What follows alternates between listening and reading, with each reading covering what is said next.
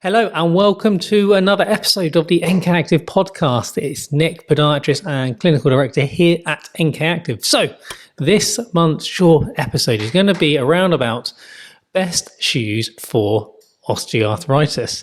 And we're talking about osteoarthritis in the foot. So osteoarthritis in your big toe or the middle of the foot. It's really common. So footwear wise, what do we need to be looking for? Essentially, we need to be looking for a rocker based shoe. We know that rocker based shoes, when you've got arthritis in the foot, can be really helpful.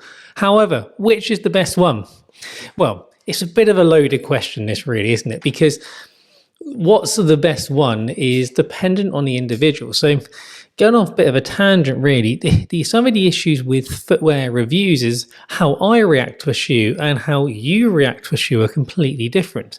So we can have the characteristics of how you're meant to respond to the shoe, but we're all individuals, we all have different needs, we have different shape and sized feet. And brands are very much, think of footwear brands like your clothes, is that each brand, size 8, will be slightly different in your shoes. So this means that you may want a particular brand, but if it doesn't fit your foot, you can't force it to. So it's almost a bit like, think of footwear a bit like the old Cinderella story, in that the shoe will select you, you don't select the shoe, because it's got to have the right fit first. And whilst we're on the subject of fit, in general, what you should be looking for, quick tip, is a thumb width between your big toe and the end of the shoe when standing up. And then when you're standing up, you shouldn't see your shoes bulging out to the side. And a quick way to test that is actually, if you take the shoe lining out of your shoe, so apologies if you're listening to this, not watching it, because I'm about to do something a little visual, but I'll explain what I'm doing as I go along really.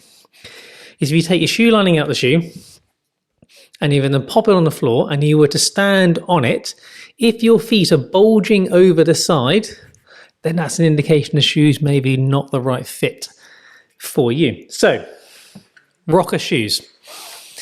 I am holding in my hand a Saucony Endorphin Speed. So, what's special about the Endorphin Speed? In that it has a rocker built into it, and it has a nylon plate going through the sole of the shoe. So it has a rocker, but it's also stiff and rigid. And we know that having a stiff, rigid, rock-and base shoe will help you if you've got arthritis in your foot. Now, these stiff rocker shoes and these carbon plated shoes have really come about from trying to increase performance. And we had the whole hype originally a few years ago around the Nike 4%. And now every manufacturer offers their own variant of a different shoes. So yes, the original trend was there for performance. Hoka, I think, started it with the rocker base shoe years and years ago. But actually, from a perspective of how they can be used to help you with foot and ankle osteoarthritis, is actually they can help you push forward better. So to give that a technical term, if you're interested, something called the sagittal plane. So that's how well you can push yourself forward. And the more efficient you can push yourself forward rather, the better you'll tend to offload the foot. So yes, these shoes were there for performance enhancing, to try on average give you a 4% increase in reduction in time in running a marathon, hence the Nike 4%. There's actually lots of implications where they can be really helpful for day-to-day life and activities. But there are different shoes that will have different properties that it may benefit you.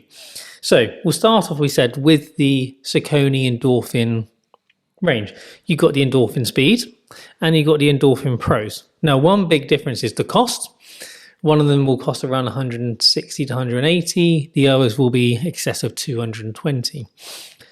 The Endorphin Pro is slightly lighter and has a carbon fiber plate, so it's slightly stiffer.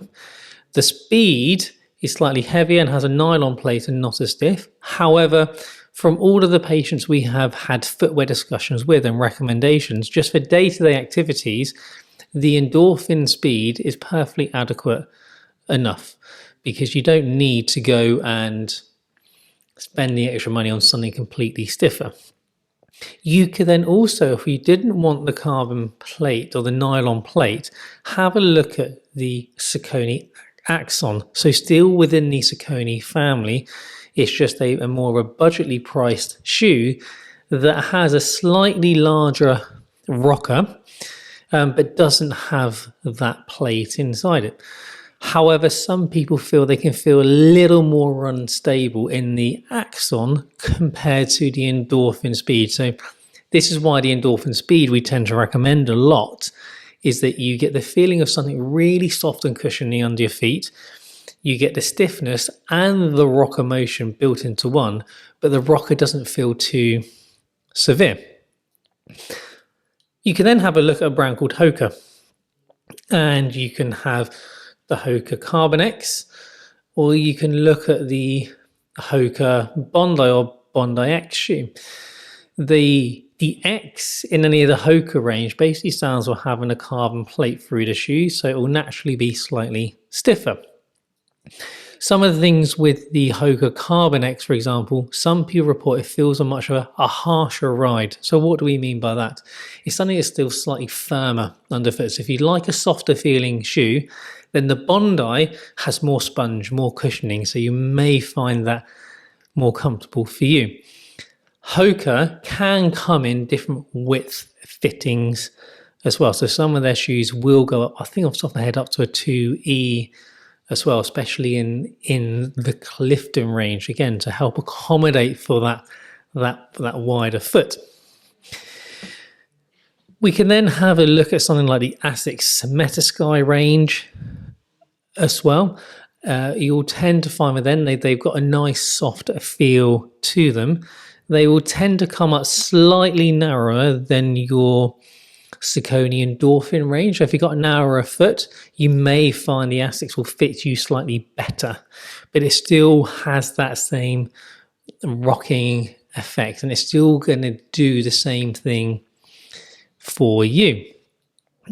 If you're thinking, okay, that's all well and great, that's great for the road, but what am I going to do if I'm out walking the dog, walking through the fields, feet are going to get wet? What are my options? Well, there are still options available for you. So we can have a look at a brand of shoes called North Face. And you may think of North Face as making all your winter clothing, snow and ski boarding and extreme sports equipment. But they also do a range of shoe called the North Face Vectiv. And the beauty of the North Face Vectiv, they have a natural rocker built into them. And any of the North Face range that has the word Vectiv in, it's going to be a pretty safe bet. And I've got a few pairs myself. I've got a set of their waterproof walking boots that I walked around the East Coast of America in and absolutely loved. And then I got some of their trail shoes with the carbon plate, the Future Light series or the Summit series, that are just a slightly stiffer shoe, but they're not waterproof.